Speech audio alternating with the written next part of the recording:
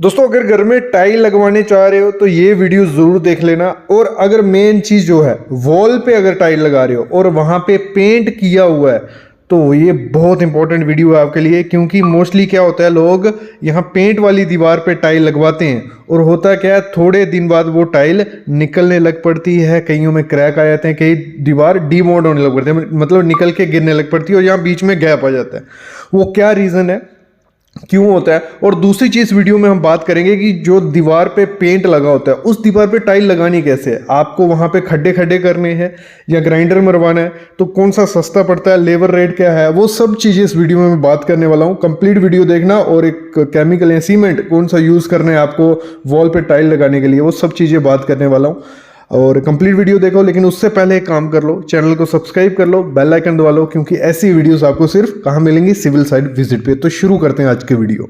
तो सबसे पहले होता क्या है, जब भी वॉल पे टाइल लगवाने जाते हो अगर पेंट पे डायरेक्ट टाइल लगवा दोगे तो वो थोड़े टाइम बाद क्या होती है, डी बॉन्ड हो जाती है, मतलब उसमें बॉन्ड नहीं बनती है पेंट के साथ, क्योंकि पेंट सीमेंट को कभी पकड़ता नहीं है। वो थोड़े टाइम बाद क्या होगा, उसको छोड़ देगा और आपकी जो टाइल होगी, यहाँ तो कोई दूसरी तरफ से हथौड़ा भी मारेगा वो निकल जाएगी, या थोड़ी भी हीट लगेगी वो निकल जाएगी, तो मतलब उसमें बॉन्ड नहीं होती, वो टिकी हुई है। तो थोड़ा भी उसमें मूवमेंट हुआ वो गिरना स्टार्ट हो जाएगी। तो इसको सही करने का तरीका क्या है, जब भी आपको प्लास्टर वाली दीवार पे टाइल लगानी है आपको क्या करना है, उस पर हाकिंग कर देनी है, मतलब टाचा मार देना है, कि खड्डे खड्डे डाल देने हैं, कि आपका जो पेंट वो सीमेंट होगा वो अच्छे से एक बॉन्ड बना लेगा जो दीवार होगी उसके साथ, और फिर वो टाइल के साथ अपने आप बॉन्ड बन जाएगी।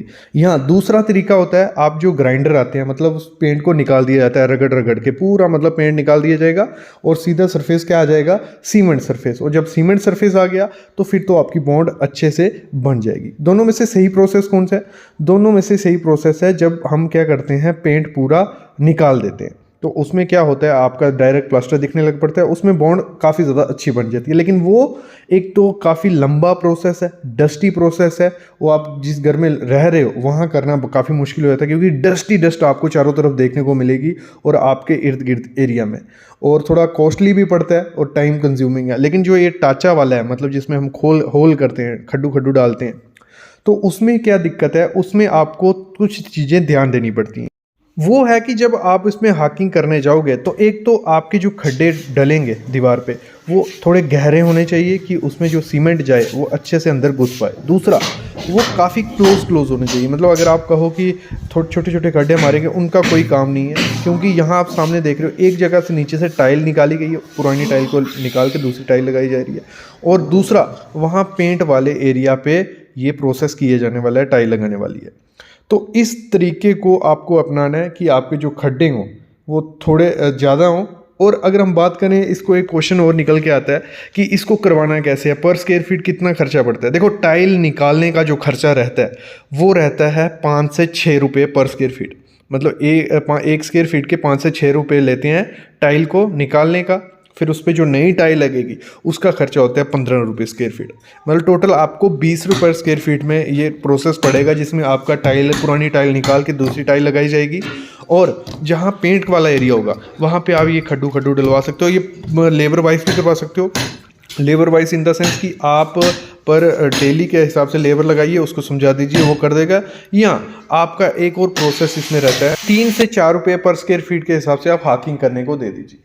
ये हो गया कि आपको टाइल लगवानी कैसे है। अभी आगे बढ़ते हैं, अगला चीज़ क्या है, जब भी टाइल लगवाने जाओगे आपको देख लेना है जो टाइल आप यूज़ करने चाह रहे हो वॉल पे, वो उसके पीछे जो रिब्स हैं, मतलब उसमें जो ग्रिप है वो कैसी है, क्योंकि काफ़ी टाइल्स ऐसी आती हैं जिनकी रिब्स अच्छी नहीं होती हैं। वो किसके लिए होती हैं, हमारी फ्लोर टाइल के लिए। ये भी चीज़ें चेक कर लेनी है कि उसकी प्रॉपर रिब्स हैं, जैसे आप सामने देख रहे हो उसकी जो पीछे रिब्स हैं उस पर सीमेंट लगाया जा रहा है। इस सीमेंट का मैं आगे बताता हूँ कौन सा एडेसिव आपको यूज़ करना होता है। जो सीमेंट है वो प्रॉपरली पूरे में डिस्ट्रीब्यूट होना चाहिए, जैसे आप देख रहे हो जो मिस्त्री लगे हैं उन्होंने पूरा उसको डिस्ट्रीब्यूट करना है, अच्छे से जो कॉर्नर्स हैं उनको फिलअप करना है, और जो सीमेंट बनेगा वो प्रॉपर पेस्ट बनके उसका छोड़ देना है, कोई 10 मिनट छोड़ देना है, उसका हाइड्रेशन प्रोसेस स्टार्ट हो जाए। फिर उसके बाद उसको वॉल पे आपको लगाना है, और इसको लगाने का भी प्रॉपर तरीका होता है। जैसे आप सामने देख रहे हो मिस्त्री ने पूरा प्रॉपर उसको पहले जो एरिया था पीछे उसको गीला करना है, मतलब उसको पानी सोखने के लिए छोड़ देना है। जैसे वो पानी सोख लेगा तो फिर उसके बाद आपको टाइल लगाना शुरू करनी है।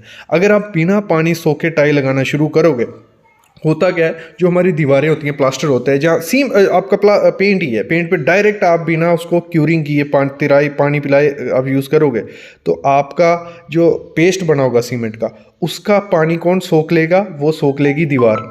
और फिर उसमें होता क्या, जब एक बार दीवार ने वो पानी सोख लिया और वो प्लास्टर फिर वो जो सीमेंट होगा कुछ काम का नहीं रहता है उसका, क्योंकि जो सीमेंट है तब तक उसको 7 दिन की क्यूरिंग प्रॉपर से क्यूरिंग नहीं की हो तो वो थोड़ा उसकी स्ट्रेंथ डिक्रीज होती है। तो यहाँ भी वही होता है, जब प्लास्टर ने वो पानी उसका सोख लिया तो वो थोड़ा पाउडरी फॉर्म ही बन जाता है और थोड़े टाइम बाद वो निकलने लग पड़ता है। तो आपको हमेशा वॉल पे जब भी टाइल लगवानी है, आपको उसको पहले तराई कर लेनी है, गीला कर लेना है, उसके बाद जैसे तराई की उसके 1-1.5 घंटे बाद आप टाइल लगवाना शुरू कर सकते हो। अगली चीज़ आपको क्या करनी है, जब भी आप टाइल लगवाने जाओ वॉल पे, जो आपकी वॉल टाइल होगी उसको आपको पानी में डुबा के रखना है थोड़े टाइम के लिए, क्योंकि जो जितना पानी उसको सोखना होता है वो सोख लेगी। मतलब जैसे आपको आज वो वॉल पे लगानी है, उसके 1-2 घंटा, 2 घंटा भी बहुत है, मतलब ऐसे तो काफ़ी टाइम तक आपको उसको रखना पड़ता है। तो आपको उस टाइल को 2 घंटे पूरे पानी में मर्ज करके रखना है और उसको निकाल देना है। तो 2 घंटे बाद उसको बाहर रख दीजिए और फिर उसको वॉल पे लगाइए। इसको करने का क्यों ये ज़रूरी है, इसको करने के लिए इसलिए करते हैं, वही सेम चीज़ है। अगर डायरेक्ट जो हमारी टाइल होती है उस पर हमने सीमेंट पेस्ट लगा दी, उसको बिना पानी में डुबोए, जो टाइल होगी जो सीमेंट पेस्ट में पानी होगा उसको सोख लेगी और फिर आधा प्लास्टर सोख लेगा, तो वो जो सीमेंट पेस्ट होगी वो किसी काम की नहीं रही। तो उसको ये चीज़ भी आपको हमेशा ध्यान देनी है। तो तभी आपकी जो वॉल पे टाइल लगेगी उसके निकलने का चांसेस काफ़ी ज़्यादा कम हो जाते हैं। और ज़्यादा डिक्रीज आपको चांसेस कैसे करने हैं, एक और चीज़ मैं आपको बताता हूँ, आपको भी यूज़ कर इस चीज़ को और ज़्यादा कम आप कैसे कर सकते हो, वो कर सकते हो आप। एक एडिजिव आता है, जो फेविफिक्स आप देख रहे हो, टाइल एडिजिव रहते हैं।